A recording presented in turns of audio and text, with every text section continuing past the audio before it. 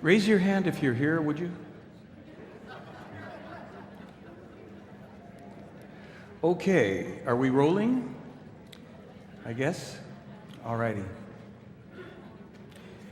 This disc, I'm rolling the wrong way. This was the last bit of information regarding the climate change, etc. I would say that Al Gore is really on the right track, and we're on the wrong track because he is. Now, in 1958, Meier wrote, published, and sent around 25 copies of a letter of 160 specific predictions. Number 6 included the following. In Iraq, a war will be led through the United States of America through their country's president. However, this will be without success, for which reason one of his sons, who will likewise be the USA's head of power, will, in the third millennium, unleash a second war in Iraq, which will ultimately lead to an unbelievable disaster and to torturing as well as to mass murder through U.S. armed forces and the rebellious. Number 23, because of unrestricted prostitution, in about 25 years, an already embryonic, deadly epidemic will develop worldwide that will be named AIDS and will finally cost several hundred million lives. Here we have, in 1958, through the madness of his overpopulation, the human has already detrimentally altered the world and the climate in such a way that a climatic warming becomes apparent that will be carried far into the third millennium and release monstrous natural catastrophes, etc., on environmental damage. 1958. Number 83 in this list. And it will be that the fanatical Islamists' bloody revenge on the distant descendants of the Christians for the earlier crucifixions by the Christians will come into being when they accomplish their deadly and destructive acts through irrepressible terror all over the world. This next one has to do with the threatening thunder that cracks over the earth due to the criminal national powers of the USA when it releases war into the wide world, and Israel's national forces spread just the same terror, murder, death, and corruption as the Palestinians themselves, from whom uncountable suicide bombers will go all over the world, etc. 85, organized murder and terror commandos will live secretly in cities worldwide and plan and carry out deadly attacks. It goes on and on about the environmental and terrorist and war consequences, the overpopulation related. So why are the prophecies being fulfilled? I call this the law of the pendulum. So let's pretend that this is a pendulum. Imagine that you see a pendulum. And what we have here has the word love written on it. Not bad. It goes out and it comes back. Likewise, hate, war, aggression. Now, what isn't known to most people, certainly not in our country, is that in the past 60 years, the U.S., its governments, have moved against people over 200 times, unprovoked attacks of aggression against other countries, other peoples, meaning everything from destabilizations, installations of dictators, raping the mineral rights and enforcing terror in a country in order to destabilize it, to outright attacks and bombing. Over 200 times in the past 60 years, not one of the countries that we aggressed against ever attacked us. They didn't initiate anything. It was judged to be in Americans' best interest. So we sent out this pendulum time and time again, and we never saw an immediate consequence to it. Nonetheless, in the past 60 years, wars, revolutions, uprisings, some fomented with the assistance of our or other secret services and military intelligences have destabilized and upset things in the world, and then we get an attack on our soil, or we get a problem of people maybe who were on that country when this thing went out. Now they're hitching a ride back. Hey, that must be a neat place. They took everything we got. This isn't about being anti-American. If you're Russian or Chinese or German or anything else, French, British, and you've done that kind of thing, it's coming back in its own time. Cause and effect. So there is a really beautiful religious saying, right? Do unto others as you would have others do unto you. So if we were truly a country that operated under the best of that Christian or Judeo-Christian tenet, which also has been said as a man or a person sows, thus shall they reap. What goes around, comes around is our kind of current version of it. Cause and effect, do unto others. Well, in this little cosmology with the law of the pendulum, environmentally, politically, socially, religiously, in every way, we're simply getting the dumb law of the universe returning opportunities to us to taste the experience that we sent out or had been sent out in our name. So really, what am I trying to prove? I said this a couple times before. And I'm trying to prove the prophecies in the Meier case wrong. I want to prove the ultimate prophecies that are here. I want to prove them wrong. That's a much better thing to do than to just try to scare people with prophecies and predictions and tell us we're all doomed and look how bad we've been. But remember, we don't want to speak in sweet tones or in the saccharine language of diplomacy or New Age nonsense. When a thing is a thing, we better call it the thing that it is. We're in trouble. And it doesn't take an extraterrestrial or a one-armed farmer or any of us to know that that's the case. So how can we change things? Globally, we need a global approach. Strangely enough, there is a global approach. Now, you probably, again, won't be able to read all this from every position, so let me tell you, there's something that's called the Salome Peace Meditation. And this peace meditation was brought into our awareness maybe 15, 20 some years ago. It is said to be composed of words from the ancient Lyrian language that was spoken on earth 289,000 years ago, then again 13,500. It's speculative, this part, but this is the information, and you can think through it. These were descendants of the various extraterrestrials that inhabited this planet for a short period. They claimed that by speaking or thinking, TH, this sentence in unison as a group, certain impulses are released from the stored data banks known as the Akashic Records. These records envelop the earth, and every thought and every other impulse generated by any and all of the humans who've ever lived, currently live, or will ever live gets stored in this bank.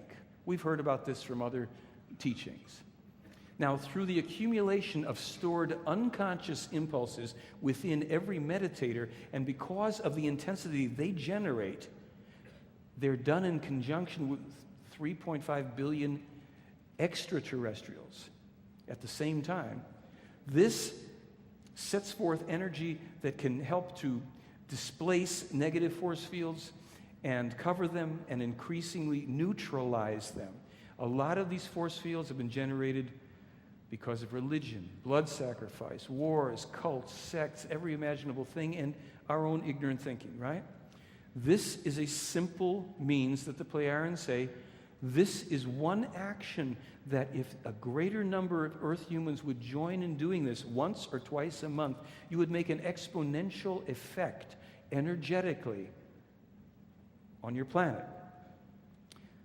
So, does this look familiar? This is a symbol. Remember I told you that Meier learned over 3.5 million different symbols. This is a symbol for peace. It's a tree of life, right? The energy goes up. You see the black and white structure in the middle. If you turn that upside down, that's our peace symbol. However, Our peace symbol, according to this information, is a symbol of death. We are marching around for the past 30-odd years and putting bumper stickers and everything else on a symbol of death, the cross of Peter, et cetera, et cetera. There's information, you can read about this in detail and determine for yourself whether it makes sense to keep doing this symbol. However, if you turned your peace symbol upside down, this is a typical peace symbol. I've got another one here, a little nicer. This energy, as opposed to this energy, this is the sword down here, the hilt of the sword. This is the tree of life. We're being asked to consider, even just turn our peace symbols right side up. Look at it and see what it evokes in you. Compare it. Don't believe it. Work with it. See if there's something that happens for you. Maybe, maybe not. Now, I'm going to try to activate this without taking this off so you can hear how this is actually pronounced. Let's see. Don't know if it'll work on this. Oops, doesn't seem to want to play. I wanted you to be able to hear the actual pronunciation, so I'll do it for you. Salome Gamnan Ben Urda Ganiber Asala Hesporona. Peace be on earth and among all beings. Now, I got a question for you, and this is free will here. Would you like to partake in an experiment in which I can guarantee you this number of people on earth have never done this before? Pronounce the words? Why not, right? So we'll take a couple minutes. We've got a little bit of time, if you're still awake. And I'll have to kick back to it when it jumps. So the first word is Salome. It's a long A. Salome. Salome, right? The next word is Gam. It's pretty simple, Gam. And the next word is Nan. Let's do those three words. Salome, Gamnan. Now the next word is Ben Urda. Yeah, almost like Ben Hur, but Ben Urda. So it's Salome, Gamnan, Ben Urda. Let's get to the rest of it. This will jump here, maybe the same, but Gan Niber, Asala, Hesporona. So let's try it together. Salome, Gamnan, Ben Urda, Ganiber, Asala, Hesporona. Now I'm going to ask this. I'll explain how this usually works. And if it dips off, I'll bring it back up. This is done for 20 minutes on the first and third Saturdays. Some people do it also on Sundays of every month. Some people do it once a month, one Saturday of the month for 20 minutes. And the times, it's all on the website. Again, it's something free you can do. Yes, there's a little pyramid that you can use and all that stuff, but don't worry about it if that doesn't float your boat. The intention, because as it says here, peace be on earth and among all beings, right? Is there anything wrong with that statement? Can we live with that? Though it's what the words mean. So it's not, I pledge allegiance. It's nothing like that. What's that? Some idiot will find some fault at that. Yes, there's always some way to find fault with plenty of ways to do that. So let's just try this a few times. If we can do this 10 times, and you just see if you can do it, and feel the vibration for yourself. All right, I'm going to try to lead it, and it goes like this. Salome, Gamnan, Ben Urda, Ganiber, Asala, Hesporona. Salome, Gamnan, Ben Urda, Ganiber, Asala, Hesporona. Salome, Gamnan, Ben Urda, Ganiber, Asala, Hesporona.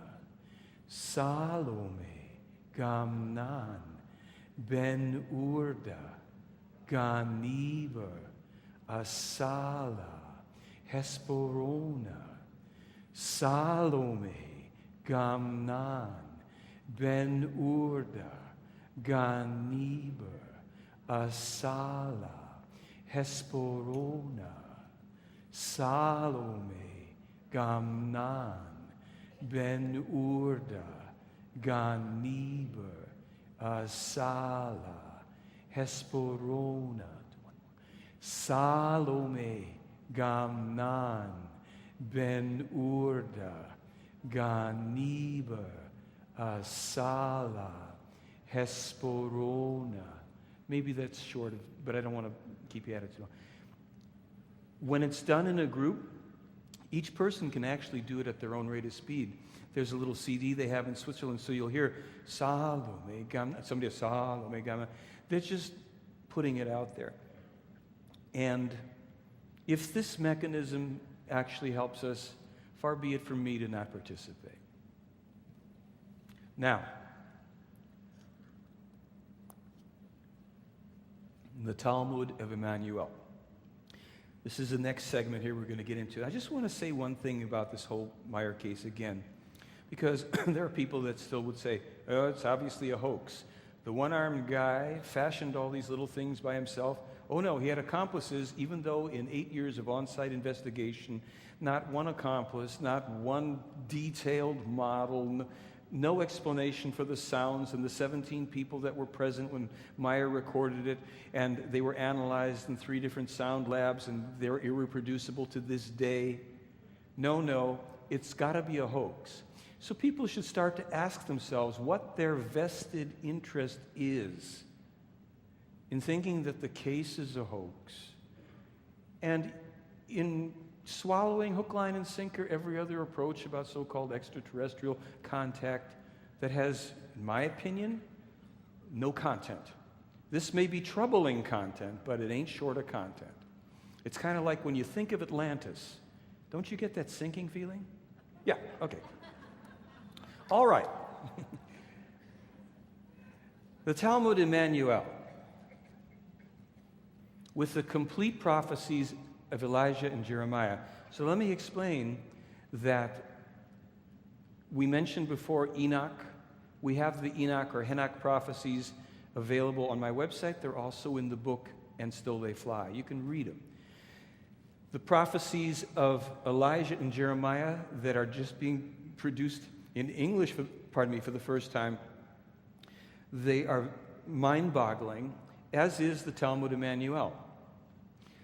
The prophecies of Enoch, Elijah, and Jeremiah have been in the keeping of the Pleiaren ever since they were written or, expressed by the prophets, because most prophets were not their own scribes. They had scribes who wrote things down. They kept them, and they kept them for the reason that they would be expunged from the Bible. They would be altered. Different versions would come out that would be really nice and New Agey and feel good, but they wouldn't be the real deal according to this information. So this book comes out within a few weeks now, and it's the last translation of it, because the German translation is always has to be refined in terms of the meanings of the words. I should point out to you here, this is Meier when he's about 26. This is a man named Issa Rashid and a friend and his daughter. Issa Rashid is a pivotal person in this whole case. He was an ex-Greek Orthodox priest who, along with Meier, co-discovered in 1963 4 animal skin-wrapped, resin-encrusted scrolls, series of scrolls written in Aramaic. Issa Rashid coincidentally just happened to not only read Aramaic, but spoke and read German. Meier and he were allegedly led telepathically to this area where there was like a little hillside. There was a small hole that was discernible, and they were being led to this, so they dug it out. They went in with their flashlights, and they found what was a very ancient tomb, stones on the floor of the tomb. They dug around, they opened, they pulled stones up and found the scrolls underneath, along with several other artifacts that were, quote unquote, meant for Meier. This was on the outskirts of Jerusalem in an old tomb. We'll start to put the pieces together here if they already aren't very obvious. In 1970, the first translation of about a third of this document was sent to Meier by Issa Rashid. Shortly thereafter, he and his family fled into Lebanon to a refugee village because people had found out, he lived in Jerusalem, they found out that he was in possession of some very important scrolls. And both Christian and Jewish interests were not happy about this and wanted to take possession of the scrolls. He sequestered these scrolls in a building in which they took refuge in this village, and within about a week's time, the Israelis had come into this village as an attack and leveled that particular village. There actually are newspaper clippings that support the attack of this village. Issa Rashid and his family escaped with their lives. The scrolls were lost, either taken into the possession of the Israelis or burned in the attack. They don't know for sure. Now, they get published by Meier in German in 1978. They attract the attention of a man named James Deardorff, who says, "Aha, another Bible hoax, let me at it." James Deardorff is a retired professor from Oregon State, I think meteorology, comparative religions, various areas in which he had his fields of interest and expertise. He then discovers, after over a year of analyzing and comparing, that the Talmud Emmanuel resolves over 335 inconsistencies in the book of Matthew, 100 or more of which were not even known about or discussed until after not only the discovery, but the publication in German of the document. One of the amazing things in here is that he determines that the book of Matthew is a derivation of the Talmud Emmanuel, not the other way around. And that the book of Matthew is written approximately 120 AD, according to some information. This could be wrong. I'm not exactly sure what's agreed on there. But what's very interesting is that Judas Iscariot in the Talmud Emmanuel is not Emmanuel, a.k.a. Jesus' betrayer. He's his trusted scribe and friend. We learn from this, we learn in the Meier material, that Emmanuel was conceived at the behest of the God, the Ishwish of the time, who was not the God of the Old Testament. He was not at that time and in this region Jehovah or Kamagal, but he was another god named Pleos. And the Pleiaran father was indeed a Pleiaran human named Gabriel, as we are familiar with from the New Testament. Emmanuel then is the fifth prophet in this specific lineage, as I mentioned before, and it is said that he survived the crucifixion and traveled with his family and Judas to India. He went through other countries on the way, preaching and getting thrown out of those countries as well. The god of the time of his adult life was named Calatan, not Pleos, because Pleos had done his bit for having Emmanuel procreated and then went back to the Pleiades star system where they'd already been living in peace for 40,000 plus years and change, and they were leaving another prophet here to try to get us straight. Good luck. Remember, these are human beings, and there's an axiom that I have, and it goes like this. Wherever and whenever human beings are involved, things can and ultimately will get screwed up. This is no exception. According to Meier, and I asked this of him, he did not marry Mary Magdalene. She was, quote unquote, a woman friend, but he did marry an Indian woman after his mother had died. I think his mother died when he was 38, according to the story around the Talmud. And he and his wife married, procreated numerous descendants, quote unquote, one of whom was a son named Joseph. And after Emmanuel died between 105 and 120, and is buried near Srinagar. His son took the Talmud Emmanuel scrolls, the 4 scrolls, as Emmanuel had dictated to him to do, and went into Jerusalem, where now nobody is going to remember a non-existent son who's not going to say, "Hi, my dad was nailed up here," nothing like that. So he goes to where the tomb is, secures, hides the scrolls, where they are intended to rest for nearly 2,000 years. Now, Emmanuel, in the Talmud, foretells the coming of the next prophet by name, and that he will also be a true prophet whose teachings, like his own, like Emmanuel's own, will be falsified and made into cults and will evolve into a fanatical, dangerous cult.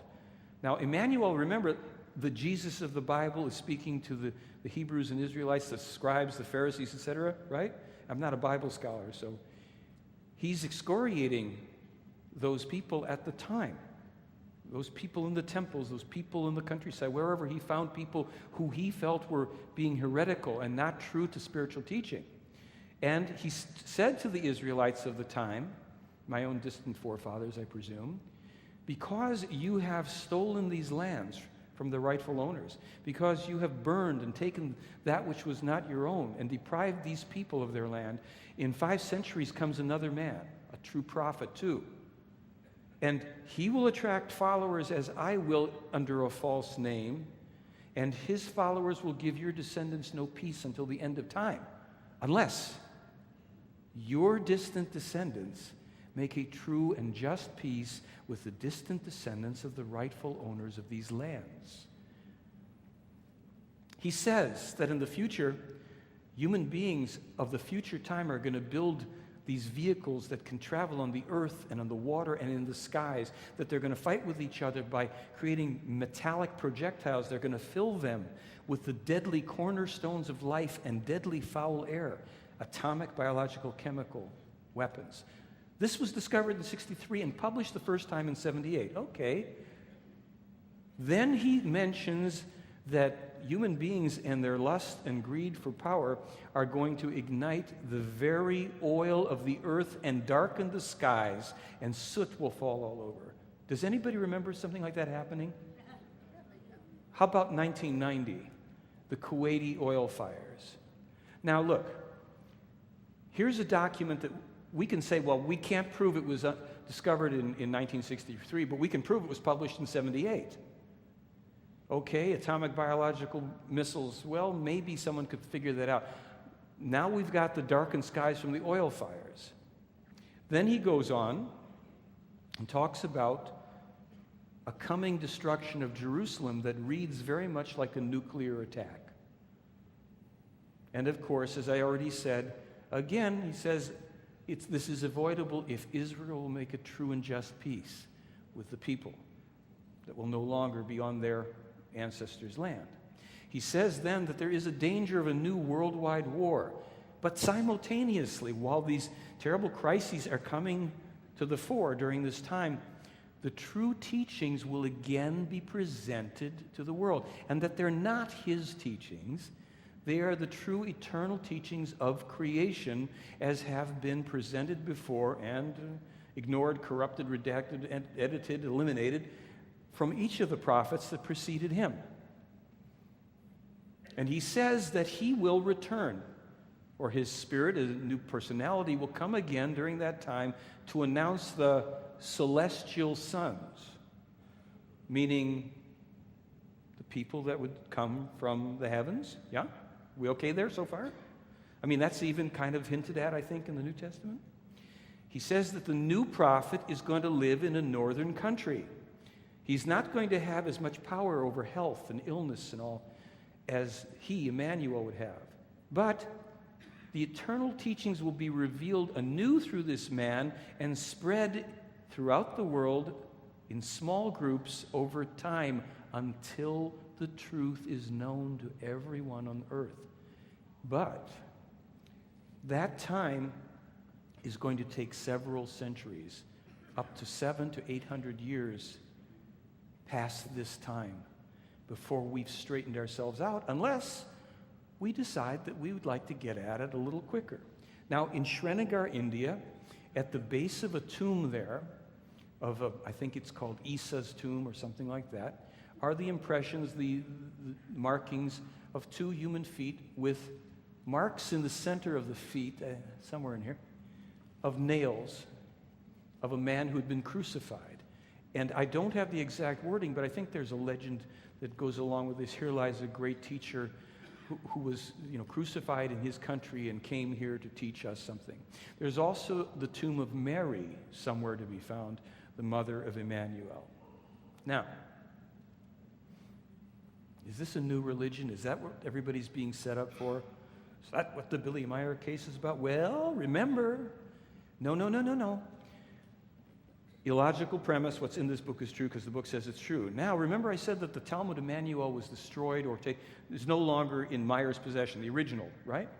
Well, this really irks people. Well, we don't have an original. And I thought about it a lot. And I thought, well, even the Bibles were composed and compiled and all that and edited decades, centuries after the original events may have occurred. There's something brilliant here. If we're trying to get away from this, what's in this book is true, the last thing we need is another precious ancient relic to go, look, it's in the book, so it's got to be true. It's the truth. Billy Meier's telling the truth. The teachings of Emmanuel. Let's worship Emmanuel or Billy or whatever. Big mistake. So I think, and I've always thought this, the Plejaren people, if these are real beings, and you notice I've never said they are real, I've said alleged every time, because I can't prove their existence. I think I can make the best case for it. But if they are existing, and if those are their spaceships, and if they really can travel through space and possibly through time, they allegedly took Meier back to meet Emmanuel. That's pretty mind-blowing. That's in the film. You'll hear about that. If that's true, I hope that indicates that they are a few curves ahead of us on the road, and they might have come to some position to say, well, let's let the thing get crisped.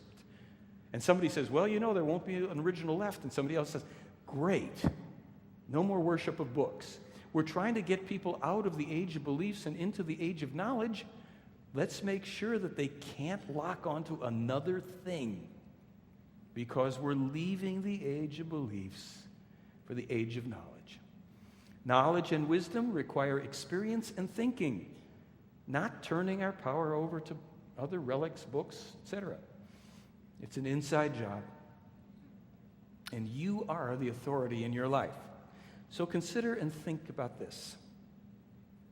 The Talmud Emmanuel is here and being introduced to help undo the presumed lies of the last 2,000 years. And that's going to hit a lot of people just to hear that. That's going to make some funny stuff. And we have a workshop that you might want to hang out for. Emmanuel, you will be misunderstood and denounced because Earth humans are still ignorant and addicted to delusionary beliefs. They believe that God is creation itself and not the ruler of the celestial sons and these human lineages. Earth people attribute to him the omnipotence of creation and glorify him as creation itself. Maybe they're talking about Caladan at that point. But God is a terrestrial human being like all the celestial sons and the terrestrial humans, except that he is vastly greater in consciousness than they are. Creation, however, is of immeasurably higher standing than God, the Lord over the celestial sons and terrestrial humans, because creation is the immeasurable enigma. Emmanuel, you will also be slandered as God and his only begotten Son, and you too will be equated with the mysterious creation. Do not heed these false teachings, however, because millennia will pass before the people of these human lineages are capable of recognizing the truth, and much human blood will be shed because of you, including your own and that of countless generations. Notwithstanding, fulfill your mission as the King of Wisdom, as the son of Gabriel, the celestial son. The law for your creation was issued in the name of God, so that you may serve as prophet and pioneer of wise knowledge for these human lineages. Fulfill your mission unperturbed by the irrationality and all false teachings of the scribes and Pharisees, and despite the disbelieving people. Hence, following the fulfillment of your mission, centuries and 2 millennia will pass before the truth of the knowledge you brought to the people will be recognized and disseminated by a few humans. Not until the time of space-traveling machines will the truth break through and gradually shake the false teachings that you are the Son of God or creation. And this will be the time when we, celestial sons, begin to reveal ourselves anew to earth humans, when they will have become knowing and will threaten the structure of the heavens with their acquired powers. Now look, here is the alleged original Lord's Prayer. I'll read it to you. It'll be available on this DVD, and it's in the Talmud too. He says, when you pray, you shall call upon the omnipotence of the Spirit and not babble misleading nonsense like the idol worshippers, the ignorant and the selfish, because they think they are heard when they use many words. The creation spirit part of the human has no need for many words. However, humans need the knowledge of how powerful it is.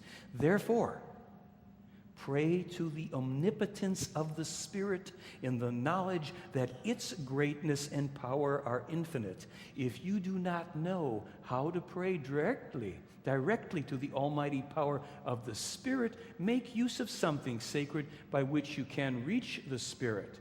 But be never like the ignorant, the hypocrites, the idol worshippers, and the selfish, who worship something sacred in the belief that the omnipotence of the Spirit dwells within it, including in books and texts, etc. Be aware, however, that the almighty power of the Spirit always dwells within you, regardless of your usage of a sacred object or place. Therefore, pray as one who knows. My Spirit, you exist within omnipotence. May your name be holy. May your kingdom incarnate itself within me. May your power unfold itself within me, on earth and in the heavens. Give me today my daily bread, that I may recognize my wrongdoings and the truth, and lead me not into temptation and confusion, but deliver me from error. For yours is the kingdom within me, and the power and the knowledge forever. Amen. When you pray to your Spirit, it will give you what you request. Have trust in this knowledge, and you will receive. However, if you believe in the false teachings that the power and Spirit do not dwell within you, then you will be without knowledge and will live in spiritual poverty. That's enough of that for right now. You can always read it in the book if you want and think through it. But it's a very different perspective. And Emmanuel said, truly, I have not come to bring peace, but the sword of knowledge about the power of the Spirit which dwells within humans. Therefore, while we may be at a UFO and ET conference and everything else, and things are fascinating that appear in the sky or wherever, it is about us. That is what the Meier case is about. So there are also, and I'm not going to read all of this to you because it would really put you to sleep, although it should ultimately awaken you when you read it on your own, but this was from a contact with Semyaze that Meier had early on, the 10th contact, and she starts off, the human bears a spirit that does not die nor sleep during the deepest sleep. Every human has his own spirit, creation, truth, knowledge, imperishable life, etc. That's what all of the prophets, all of them, were trying to bring to us. But as soon as that my mother told me a story many years ago, and I didn't get it at the time. I don't know if you'll get it now. There were two guys walking down the street. One of them's a regular guy, and one of them's the devil. They're following somebody in front of them. And as this guy's walking, he suddenly bends down, he picks something up, and he's happy and ecstatic, and he clutches it to his chest. The devil starts bouncing up and down with joy and glee. And the guy next to him says, hey, excuse me, what are you so happy about? The devil stops bouncing from him, and he says, he just discovered the truth. So the guy says, well, wait a minute. It sounds like you're out of business. If he discovered the truth, what are you so excited about? He says, I'm going to help him organize it.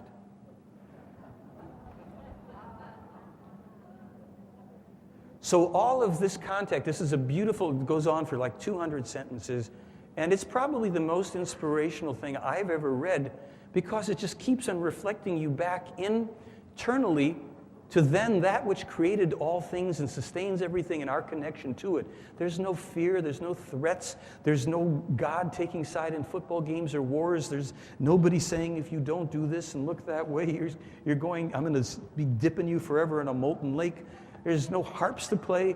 It's like there's another picture. So, as I say, this goes on for some time, and it's quite beautiful. The Spirit is the wonder of all wonders, and all power emerges from it.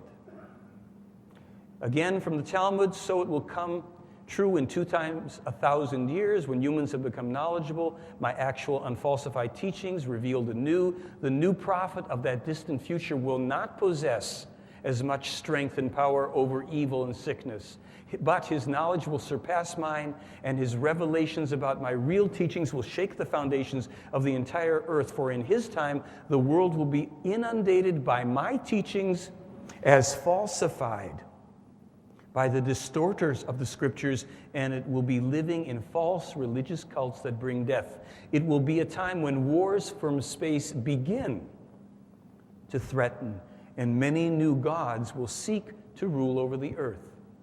Truly, truly, I say to you, the new prophet will be persecuted not only by a wrong-minded people, as will happen to me, but also by the whole world and by many deluded religious cults which will bring forth many false prophets. Yet before the end of 2 times 1,000 years, the new prophet will reveal my unfalsified teachings to small groups, he says, just as he teaches them. Nevertheless, his path will be very difficult and full of obstacles because he will begin his mission in a peace-loving country in the north, which will be dominated, however, by a strict and false religious cult based upon scriptural distortions of my teachings. Thus I prophesy, and thus it shall be. And this, remember I said, Emmanuel prophesies the destruction of Jerusalem as well. When the land seized by the Israelites is attacked, people shouldn't go back and get things. Pregnant women will suffer.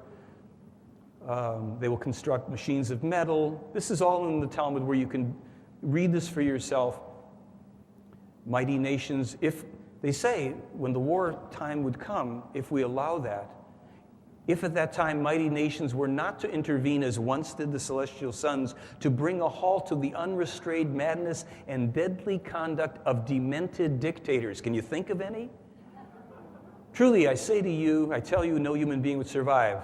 He talks about the huge population at that time and says this is what the law ordains because people have violated it and will continue to violate it into the distant future.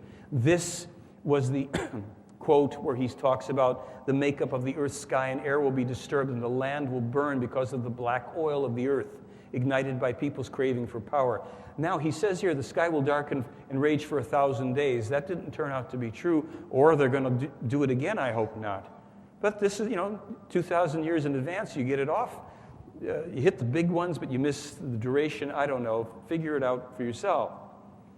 And as he says, creation alone stands far above all humankind, and it alone deserves honor and praise, just as it renders honor and praise to the absolute power above it. Emmanuel in his time is saying, we live in a universe, a creation, and there are creations above and beyond it. This is evolution. And yet, if you look at the Meier case, they debunk Darwinian evolution. That's another story. We have that on the website. And that people must not put God, the terrestrial ruler, above the creation. Since I will certainly return at that time, I will let them recognize me. This is as the law and destiny ordain it, and so it shall be. But remember, this is the most important slide within the context of the Meier case and what we're leading to here. No deification, no worship, no exaltation, no adoration. A little respect for a job that's very thankless. For as lightning flashes and illuminates from start to finish, so will be my coming in the future, when I will bring the teachings anew and announce the legions of the celestial sons. At that time I will have a renewed life and will again be accused of deception and blasphemy across the entire world, until the teachings of truth will bring about insight, change in the people. And this time the prophet will type his own teachings, and he will ride with the celestial sons and will take photographs from inside one of the craft, of the other craft, outside, to fulfill that part of the prophecy. And then he will type the prophecies and the teachings for this time himself, after losing his arm in a bus accident that he was warned about 10 years in advance. And we will bring you, by the summer of this year, a fairly complete new film that we want you to see a little bit of now.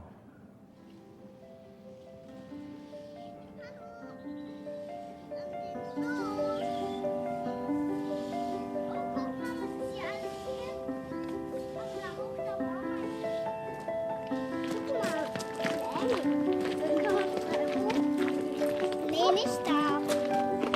Da hoch willst du jetzt. Dafür hab ich einen Sitz. Wir sind hier auf der Erde, unser Leben zu führen. We are here on earth to live our lives so that the consciousness can evolve, so it can collect knowledge and wisdom, build love, freedom, and harmony, so that the human can learn he stands here in the material life on earth, exactly as other human civilizations do on other worlds and in the entire universe. Welten im gesamten Universum dasselbe tun.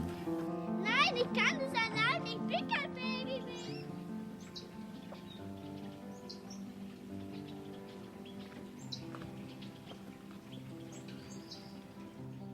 Mein Name ist Eduard Albert Meier. My name is Edward Albert Meier, but around the world I'm simply known as Billy. I received this name when I was in Tehran on my journeys. Since then, this name has remained with me. Und seither ist mir dieser Name geblieben. Hier ein Andenken, dass man Here's a souvenir that they had nailed onto the main door to my home. It's enough, you dog, you will be put down. Shortly after they had nailed this letter to my... Oops. Sorry, folks.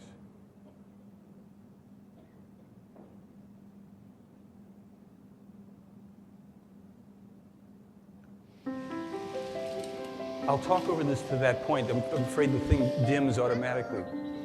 This is an entire documentary on the life of Meier, people who know him, around him. It's not going to be just a love affair. We have interviews with religious leaders and skeptics and people who oppose the ideas that are promulgated in the case. We have the controversy of Meier's wife. Many Wir people sind know hier auf der Erde, that she is a detractor of the case. We are now. here on earth to live We our have film lives of her so that the in the consciousness 1970s endorsing and talking about her own sightings. So allow me just to talk about this for a second, and we'll come back to it. So I want you to just see this little bit at the beginning and know that this is going to be nearly 2 hours on the Meier case and all the information that we can put in it. im gesamten Universum dasselbe tun. Nein, ich kann das allein. Ich bin kein Baby mehr.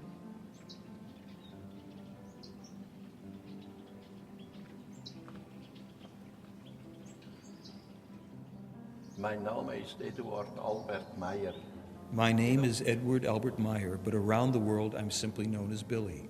I received this name when I was in Tehran on my journeys. Since then, this name has remained with me. Und seither ist mir dieser Name geblieben. Hier ein Andenken, dass man Here's a souvenir that they had nailed onto the main door to my home.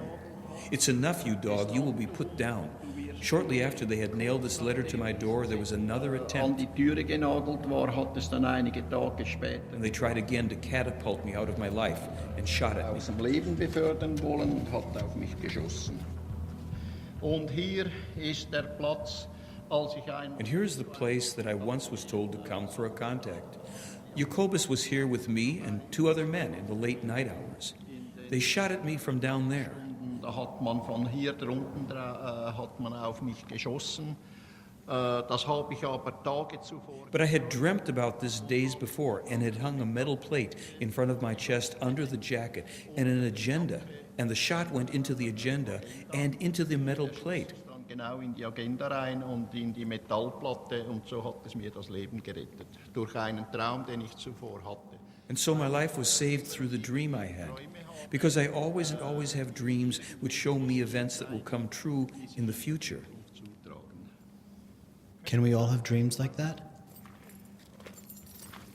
Es können eigentlich alle Menschen. Actually, all humans can have these kinds of dreams if they concentrate and start to steer their dreams. And when they make themselves somehow capable to have visions through their dreams, they will have truth dreams, and so on and so forth. Irgendwie durch die Träume eben Visionen. But it depends naturally upon the human concentrating hard and using his consciousness to truly direct the energies and powers that come out of the Der consciousness. Mensch sehr konzentriert sein Bewusstsein dazu benutzt, nach der linken Seite hierauf. Up to the left side over here where the road goes into the forest, Lahnholz is situated there, and that also has gotten us great photographs. Gegeben. Where are we going now, Billy? Down there to the lower Satellek, where we are able to make photographs of Semjase's beam ship. Hier machen konnten mit dem Strahlschiff von Semjase.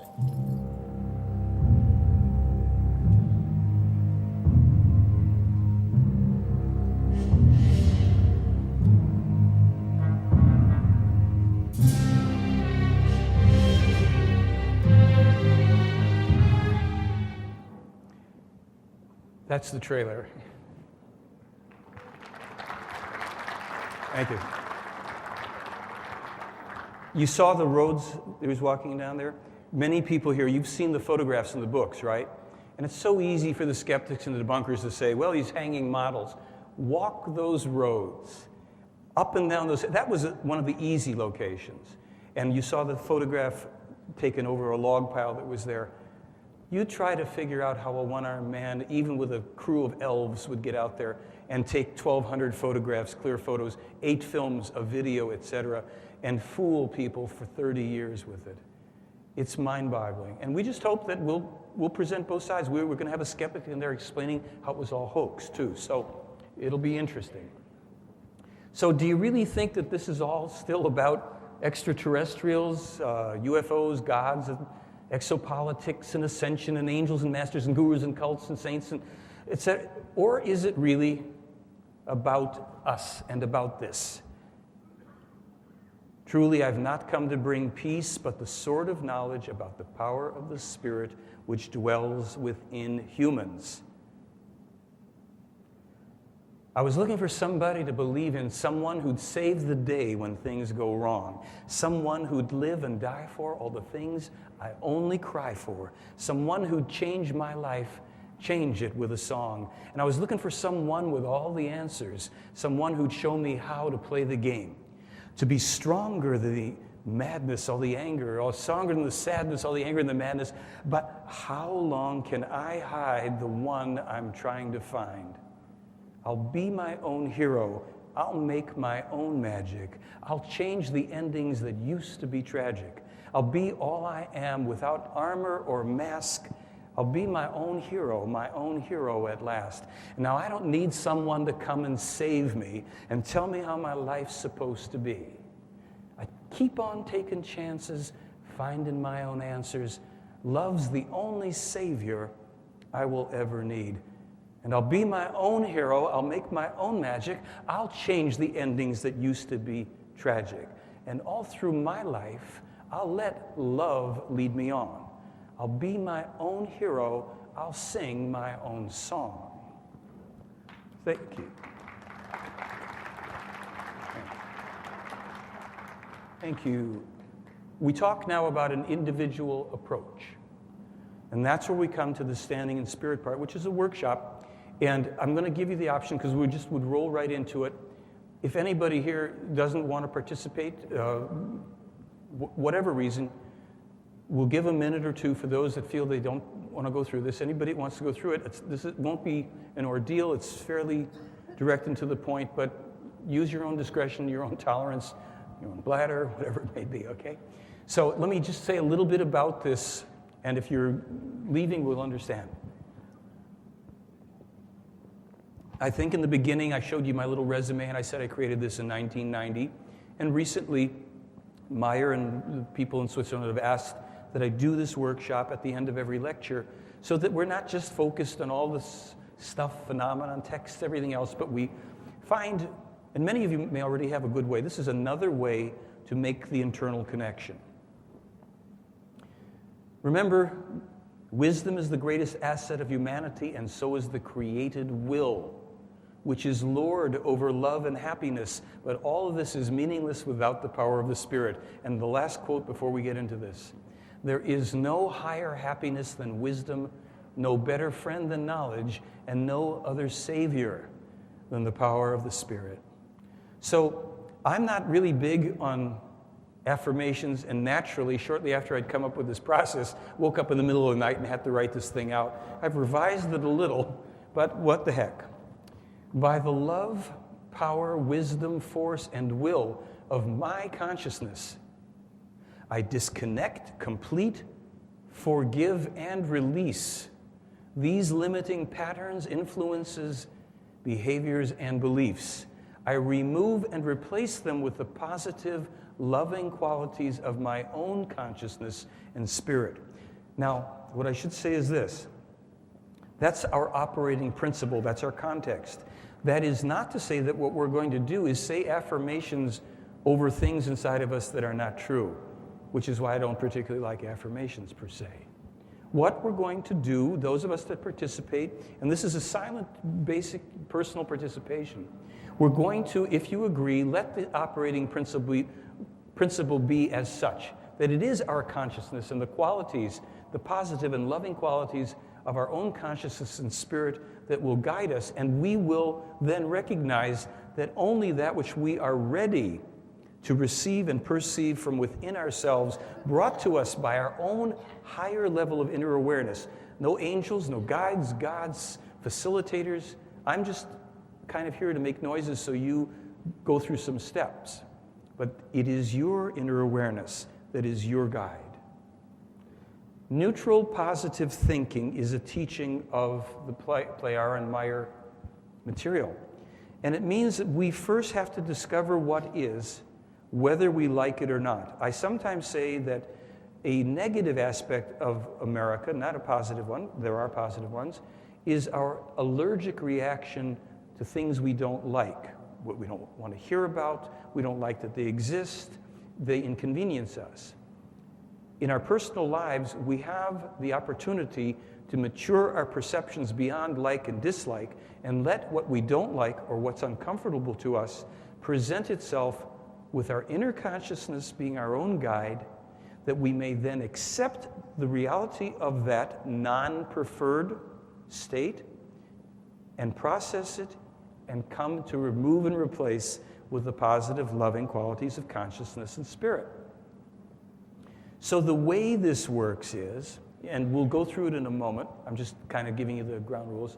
We first identify an inner conflict, a dissonance, something we want to change, a fear, whatever. We take a look within, we sense it, we feel it, we get the images, the thoughts, the emotions and feelings, and we locate them. We get a sense of where they reside in us, because our emotional content usually, and mental content also has location. And a lot of this is familiar to people if you meditate or have done some other processes.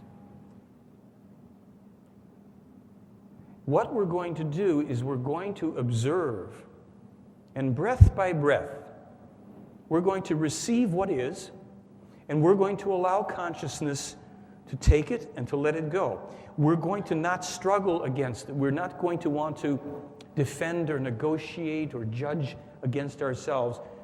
But we probably will at some point or other. So when we notice that, that's the thing we're working on. Are you understanding this so far, or is it too mental?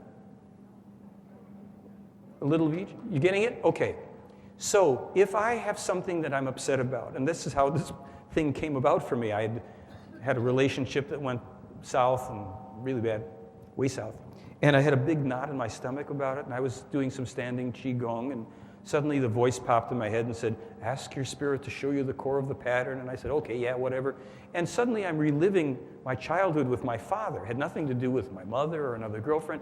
And I'm in this big emotional discomfort while I'd become fairly still just standing there.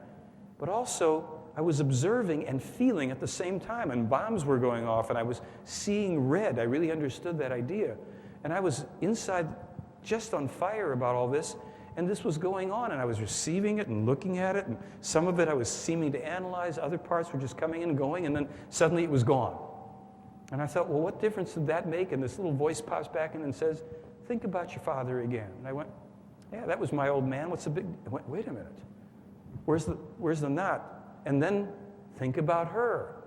I went, yeah, nice girl. What's the problem here? And I went, wow, what is this? So every day for 2 weeks I came back to class and I would pick on myself. I'd find something to stimulate my internal grief about. And just do this process of following it and breathing with it and observing. And not trying to overly analyze, but analysis can be a part of it. Anyhow, my point here is this. That we're going to focus not on yogic breathing or anything special. We're just not going to hold our breath. We're going to let what comes up be there. And we're going to... When the breath comes in, we receive it. When the breath goes out, we release that breath in that moment. It may change, it may not change, it may dissipate, etc. You're going to be your own workshop for this. I'm just going through the drill here. So the experience is within you, and this isn't about screaming and crying and doing primal therapy. It's really about awareness and how the consciousness brings us that which we're ready to experience at any time that we will still ourselves enough. Let me just see what our next slide is here. Okay. So what I'm going to say to you, and don't worry about the slide part of it, we'll just do this at this point. So just make yourself as reasonably comfortable as you can. Basically uncross yourself if you are comfortable sitting 2 feet on the floor, and you can have your hands in your lap. Just don't do any of this stuff because it's a little restricting. And what you're going to do in a moment, and this is my last part of talking it through, is you're going to find something that you'd like to work on in the privacy of your own consciousness that you don't have to tell me or any other person about, even though I'm going to talk to you about some stuff. So we're going to take about a minute. As I'm talking to you, just find some issue. You can close your eyes for this. You can leave them open, whatever you're comfortable with. Something that's issue for you. And if it's the first thing that comes up, take it, because maybe it'll be something you can work with here in this process. And just find something. And if you have nothing at all that bothers you, congratulations. Make something up. I don't know. Okay. We've already agreed, and you can keep your eyes open or closed here. You can actually ignore me if you want. I'm going to try to just lead you along. We've agreed that our inner wisdom is the guide. I'm going to ask you to put your attention on this original situation, this issue, this thing right now that you want to get in touch with to improve in some way. I want you to know that your consciousness is going to do the work, and you have to simply be attentive. Observe yourself, be patient and forgiving with yourself, and we're not worried about perfection. We're just doing a little piece of work. I want you to focus on the part of your body, your entire body and being, where your attention may be drawn related to this situation, this issue. And all I want you to do right now is I want you to breathe in and out and continue to do that for many decades to come, but just while we're here, stay with it. And I want you to try to keep this issue in the forefront of your inner awareness. Some people see pictures or movies, some don't. Some just have an idea, a feeling, a sound, a memory. Whatever is true for you, I want you to be with that issue now. I simply want you to do breath by breath. Let it come and let the breath go, and just be there for whatever is. There may be nothing, something, a lot, a little. We're just taking our first step into this process. Breathe, observe, feel. Stay present with and for yourself, for no one else. We'll only take another 10, 20 seconds just for this so you can just observe.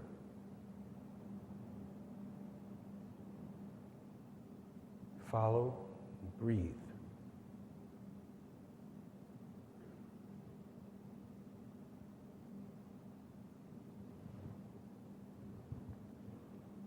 Breath by breath, just take a little time.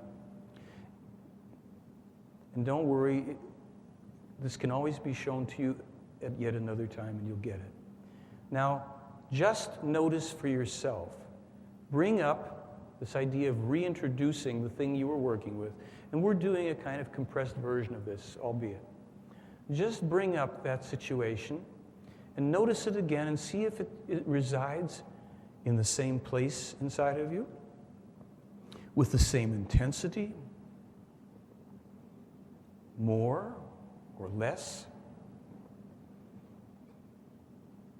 And if you are willing, if it's not uncomfortable for you, see if you can provoke it a little more, enrich the picture, throw some more on the fire here, bring up another image or an association inside yourself, and allow expectation to not be the important part. Allow your willingness to receive yourself, breath by breath.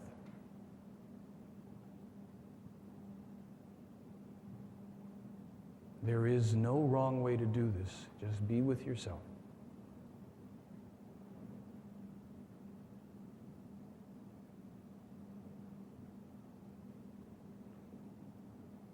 And just spend a few more seconds. We're going to do that again. And we'll talk about some other parts of this. And I'm not meaning to rush it, but out of respect for the willingness to stay this long, we're introducing this, and I can answer questions about it later.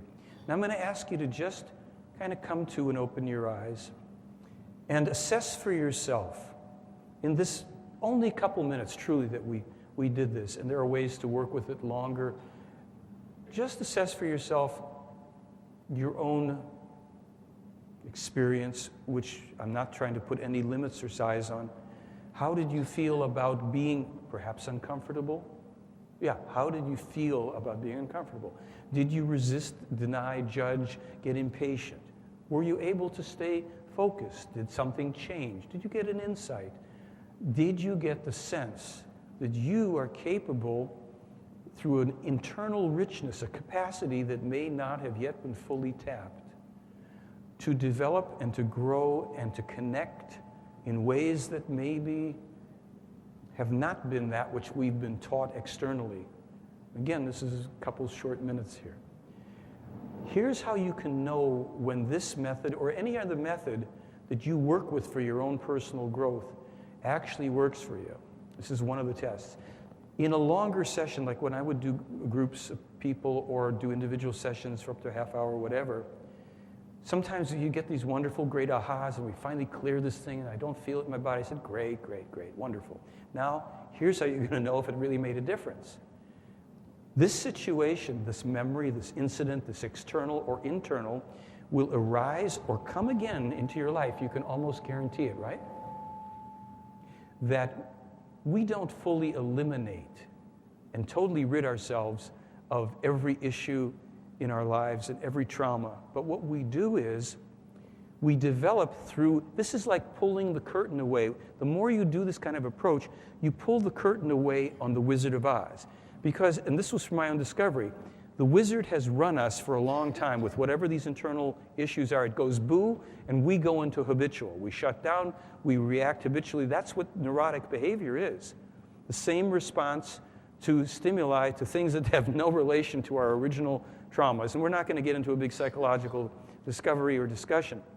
But when we are willing to receive, whether we like it or not, what is present for us, and we can breathe, we can respire through it, and we go, oh, really? Okay, give me your best shot. And it goes kaboom. And you go, well, give me your best shot. And it goes kaboom.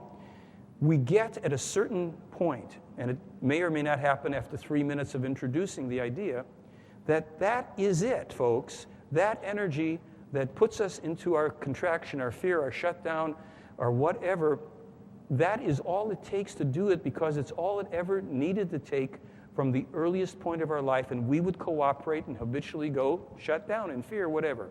When we are face to face with that wizard and we've pulled the curtain aside and it's going boo, at first it hurts. It makes us uncomfortable. We want to run and deny and judge and get away from it. And so we come back knowing that our inner wisdom is not going to give us anything we cannot handle.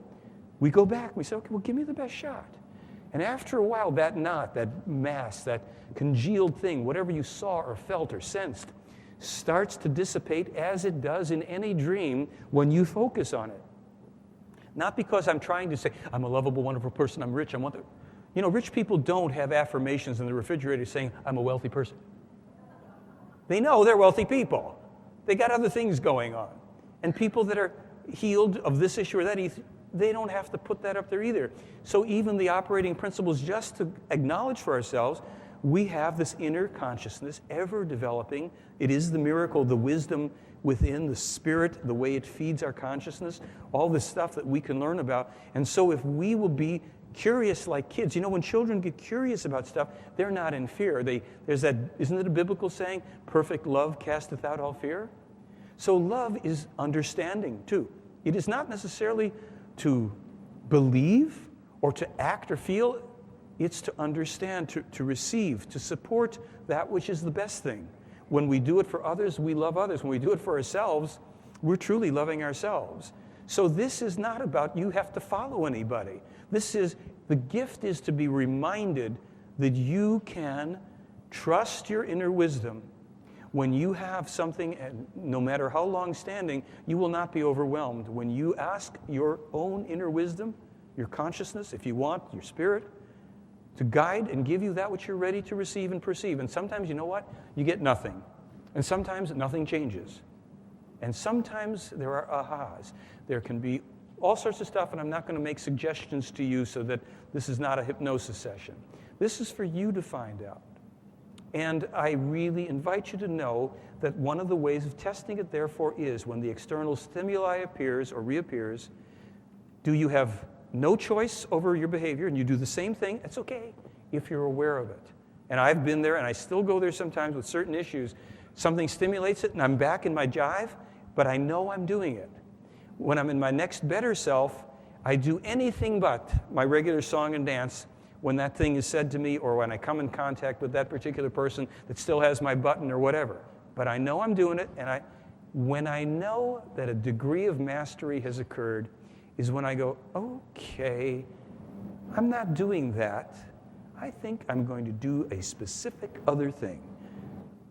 I have choice. And this is the difference between being in fear of external authorities and gods and priests that are going to tell us things, and knowing from within, we choose. We are the authority in life. And this is not, and I'm not trying to negate it, it's not the easiest thing for most people in this world at this time. Some people, yes, it's easy for. And it's not always easy for me. So the key to conscious and deliberate progress is the observation of our thoughts 24 hours a day. We choose. As we observe our thoughts, we notice what we're thinking and what we're perpetuating. So if we don't like that world out there, that relationship, we listen as we see the thought, as we hear the thought, as we feel it, we can say no thank you. Some people go uncreate that, not preferred, whatever. We replace it with a thought of our choosing. But we first have to acknowledge it. That's coming right back to what is. So we take back the power from the external source. This is our work. When the teachings are to be spread anew, quote unquote, sorry folks, it has nothing to do with that the teachings are that extraterrestrials are coming and that we have them walking among us and they're in the supermarkets and we're going to be on ships and I'm channeling this one. It's much more universally true. These extraterrestrials in this case, they meditate, they do their own work, and they make their mistakes to this day. And there's some famous ones in this case. So this isn't about perfection, it's about the process and the progress. When we think for ourselves, we do rediscover this immense and liberating power of true knowledge and timeless wisdom. That's the gift of life. Not the ETs, not the prophets, It's the gift of life, of the creation, of the Spirit.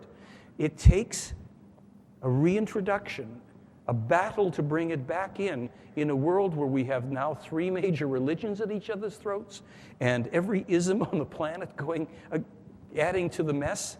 So we might as well party on down and get to know ourselves, and have dominion. It's like dominion over self is how we rule. And justice is the lustrous crowning jewel. The light of truth comes shining through for all the people in the world like you and me. And that's the silent revolution of truth as well. So I'm going to do one more little lyric, if I may, that takes it out of one place and puts it in another. You wander through the world, you know there's something you were born to do. And everywhere you wander, you'll hear your destiny call out to you. It's ringing true, for you are the hope of tomorrow. Yours are the dreams that never sleep. You're the one for whom life has just begun. You will find the stars within your reach. And you're gathering together everybody that you meet along the way, showing them the power of a heart that's free to give its love away. They'll hear you say, for you are the hope of tomorrow. Yours are the dreams that never sleep. You're the one for whom life has just begun. You will find the stars within your reach. But in a darkened moment when you fear there's not enough reason to keep going, instead of giving up, remember, for you are the hope of tomorrow. Yours are the dreams that never sleep. You're the one for whom life has just begun. You will find the stars within your reach. So that is a mini workshop with little suggestions placed in there, right? The workshop, I'm just going to tell you what's available. We're not going to do a big, hard commercial, but I have to do something. So this is the Standing in Spirit DVD, which has some of the play hour and spiritual teachings on it and information, plus something like a 20, 30-minute workshop where you actually can sit while there's people doing it. You can do it for a longer period of time and be with it. I'll mention this one. I haven't really put focus on it. I only mentioned the beginning. The Meier Contacts DVD, I put it out in 2004, and I talked about material in the Meier case from 1981 and 87, and some of the things that he put in prophecy and prediction back then and that are on this DVD occurred after this DVD came out. I call that legal proof. In other words, there's a copyright date on here. Even if you don't believe Meier said it in 81, 87, as I reported, it's on this, and the events happened a year and a half later. Such things as the Paris riots by the Islamic inhabitants and other things, and some things on there that we, with our Salome meditations and our standing in spirit, can see to and assure do not have to occur. If we are guided by our inner wisdom, we are able to create a peaceful kingdom. And this, I'm now running on reserve battery, okay.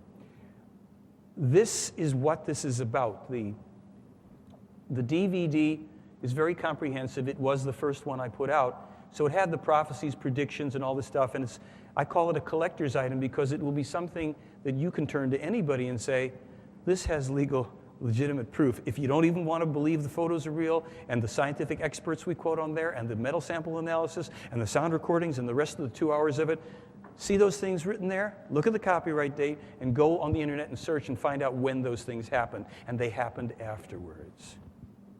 And Still They Fly is a wonderful book by Guido Musburger, in which those earlier quotes about diplomacy and the hard language of truth. And I hope at this stage right now that you will understand that I'm not here to diss people. I'm not allergic to defending myself, and I don't mind that. And I think some things have to be said. But the main thing is that when we get into the language of truth, we're not afraid to be wrong. We're not afraid to be corrected. We don't have to make ourselves more than we are falsely, because what we are, in essence, is far greater than anything we could represent or concoct, being experts on anything or ET contactees or what have you. Again, this has things in it that were published and that occurred after the publication. So it's another great little item. The Talmud Emmanuel will be out in a few weeks. If you go to my website and you sign up on my website, I don't sell your name and I don't spam you, I will send you a notice as soon as the Talmud is out. You can read it for yourself. You can also then have the prophecies and predictions of Jeremiah and Elijah and Emmanuel, and you can make of it what you will. The letter from Isa Rashid to Billy Meier's in there, Meier's own comments and stuff. It's in German and in English, as they require these documents to be. That is the ball of wax up until now, the Meier update as of 2007. And some other components. The film will be out. We can't give you the exact date, but summer of 2007 is what we're saying. And if you like that little trailer, this will have a certain romantic and poetic quality to it, but we're putting the stuff out there for everybody to evaluate on their own. And so the only thing I can say at this point is I thank you very much for participating, for observing, sitting through it, and all the rest of it. And we'll be, if anybody wants the DVD or anything like that, we're in that room for a little bit until we have a meeting we have to go to, but we're in the main room over there. And feel free to find my associate Leon and me over there in a few minutes, okay? Thanks. Thank you.